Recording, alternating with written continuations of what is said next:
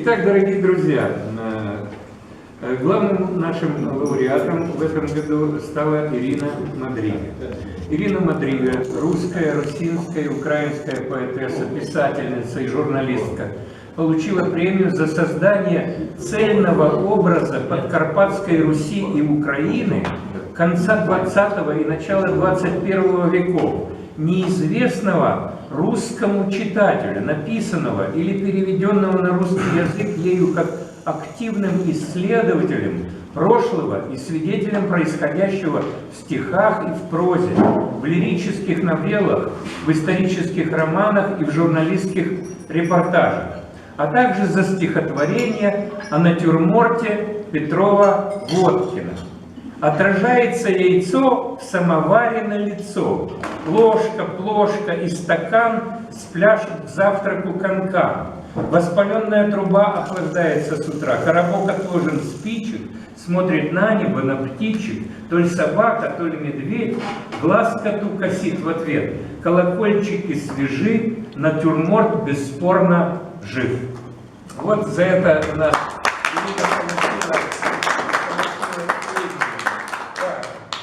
Я очень счастлив, естественно, что грамоту мы можем вручить сыну Мадриги. Алексей, пожалуйста, сюда, чтобы мама видела.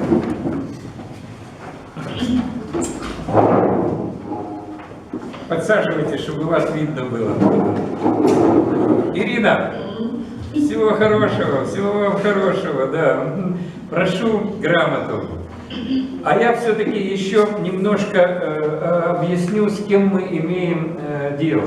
Ирина Мадрига живет в Сваляве. Родилась она в 1959 году на Закарпатье. Она вот закарпатка. Кто оттуда, тот хорошо понимает, что это такое. По образованию она русский филолог. Училась в Нижегородском государственном университете.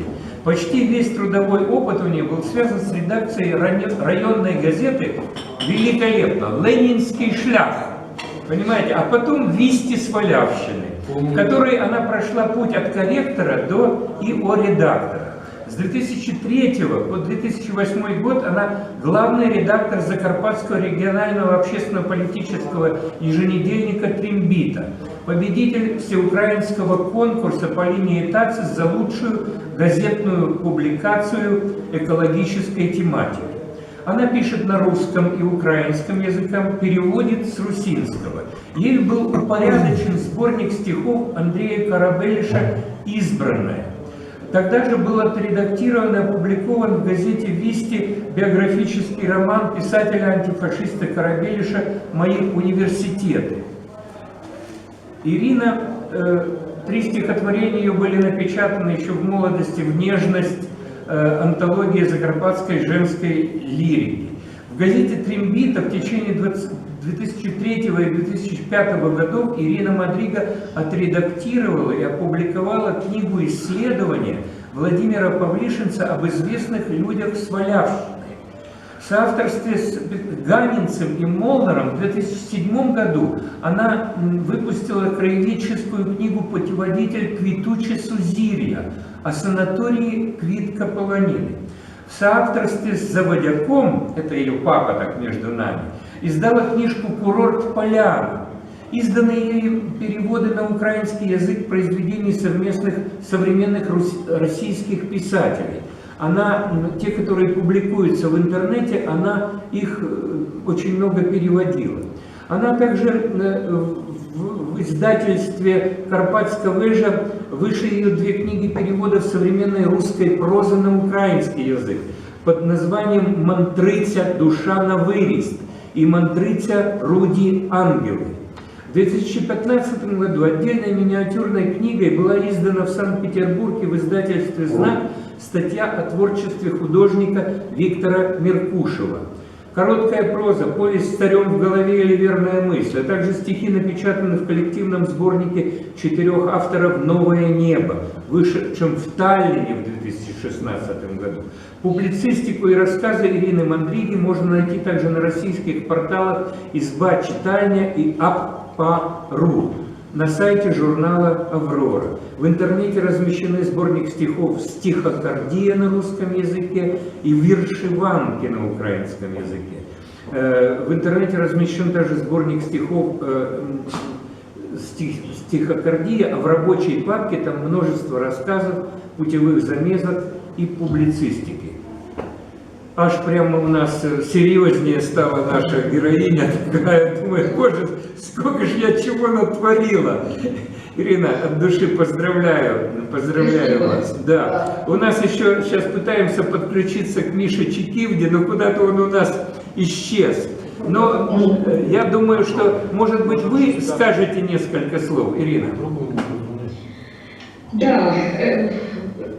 Ну, честно говоря, для меня эта премия была очень неожиданной. Я как-то не заходила в последнее время на сайт русской премии и не видела, что там обновили уже списки тех, за кого голосовали. Вот. И когда вы мне позвонили, это действительно очень неожиданно было для меня. Ну и, конечно, приятно. Потому что в последнее время у меня так немножечко депрессия какая-то. Вот. А такие, конечно, новости, они воодушевляют и как-то заставляют собраться и работать дальше. Ну и что еще? Все мои литературные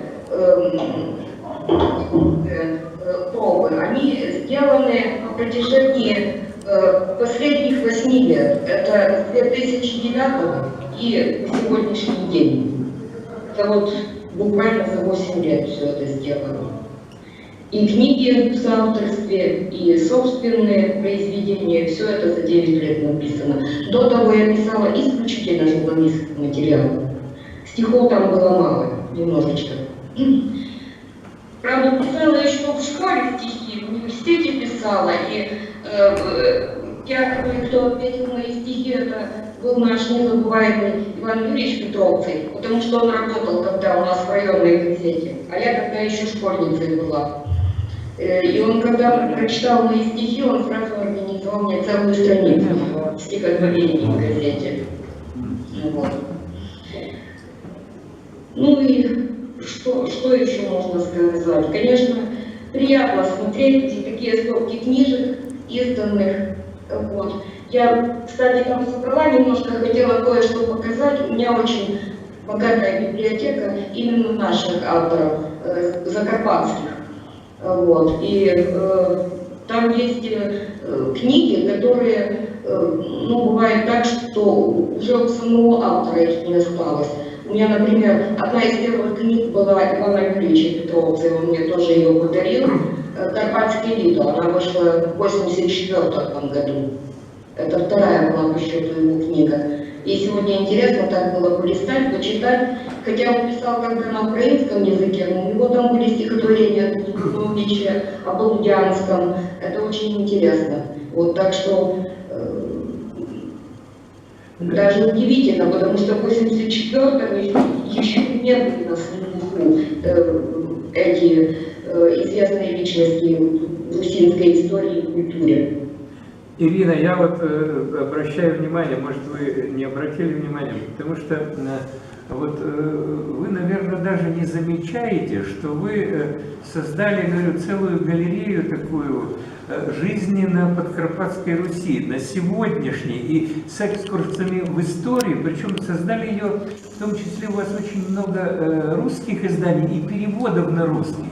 А русская публика, скажем, будем откровенны, очень мало о нашей земле знает, понимаете? И вот то, что вы и знали, причем в такие вот эти трудные года, то есть вы, может быть, даже сами не замечаете, как в ваших сегодняшних рассказах о чем-то совершенно нейтральном вот собирается воедино все то, что происходит сейчас на Украине, вот оно у вас все это присутствует, понимаете, фантастическое зрелище. фантастические рассказы.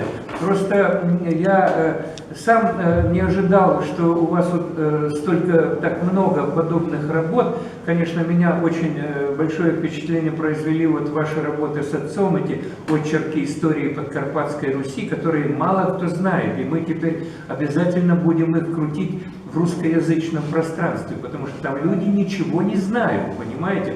А тут вы выкладываете такие уникальные совершенно эти, Ну, это, материалы. конечно, больше работа отца. Я там у него выступала просто как редактор, немножечко иногда консультировала по каким-то вопросам. Конечно, это больше он писал. Не, ну это такая целая большая работа.